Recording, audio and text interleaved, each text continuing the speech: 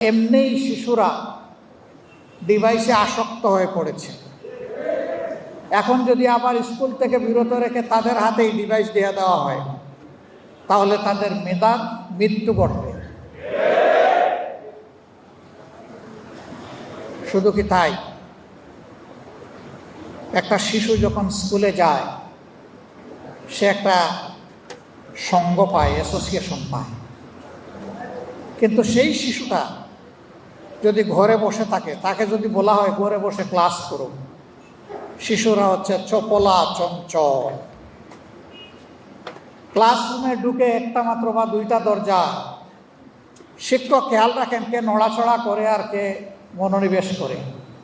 কিন্তু সে যখন স্বাধীন থাকবে তারে দেখবে কে? সে যদি ডিভাইস টেবিলের উপরে ফেলে রেখে গিয়ে খেলতে লাগে, তাও তো করার কিছু নেই। ঘুমাইয়া পড়ে, তাও করার কিছু নেই। যদি তারা খুনসুটি খেলে ভাই বোনেরা, তাও করার কিছু নেই। এইভাবে মেধার অপমৃত্যু ঘটবে। অথচ আশ্চর্য, আমরা যখন সংসদে জিজ্ঞাসা করছি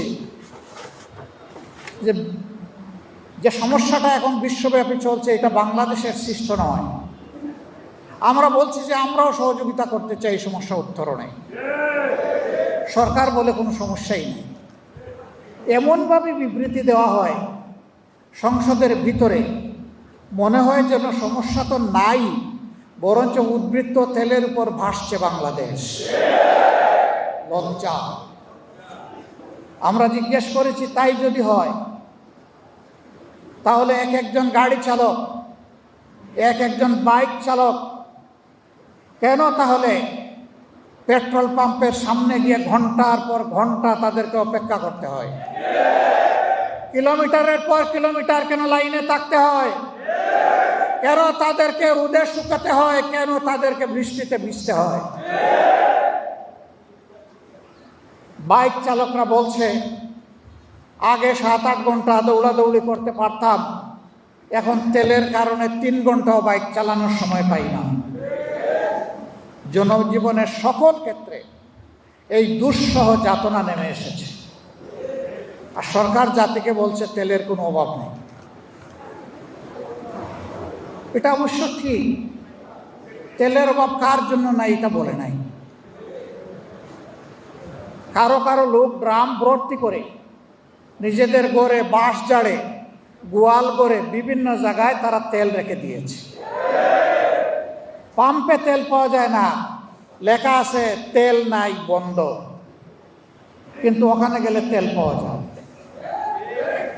120 টাকা দামের তেল ওখানে গেলে 300 টাকায় পাওয়া যায়।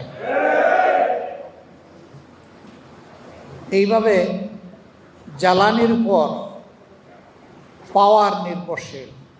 শুধু গাড়ির চাকা চলে না, শুধু ফ্যান ঘুরে না, শুধু বাতি জ্বলে না, এই জ্বালানিতে সমাজের চাকা চলে, মিল ফ্যাক্টরি ইন্ডাস্ট্রির চাকা চলে, পাবলিক ট্রান্সপোর্ট চলে। এটা লজ্জার ব্যাপার। সরকার কেন সবাইকে নিয়ে কুলামনে বসছে না? বাস্তব অবস্থা কেন তুলে ধরছে না? আমরা সবাই এই সংকট নিরসনের অংশীদার হতে চাই। আমরা তো সংকট তৈরি করতে চাই না, কিন্তু কি জানি শুধু একটা লুকোচুরি সব ব্যাপারে আমরা লক্ষ্য করি, কি একটা অস্পষ্টতা।